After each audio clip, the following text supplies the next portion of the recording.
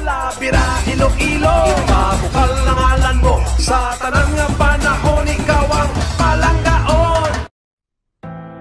Ako galing si Jomar Sustento and isa ako ka-artistic director for Dinagyang. Nag-artistic director ako sa Tribu sa Lugnon for 3 years.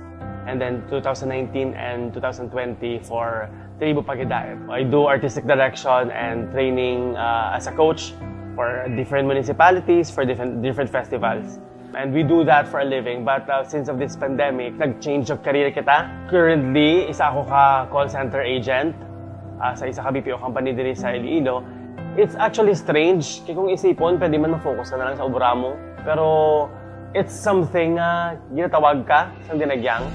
As artistic people as we are, kaya tagid ni ipakita ang atong nga debosyon kag pasyon kay Senyor Santo Niño nga even the times of pandemic mapakita naton sa iya ang atong nga pagpalangga, ang atong nga mga pagtuo. Kung ini nga performance namon ginahalad ginamon sa iya.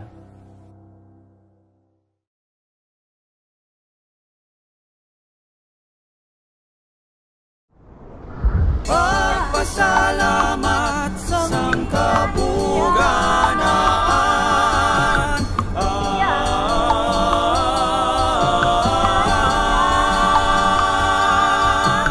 Pagpasalamat sa kabuganaan.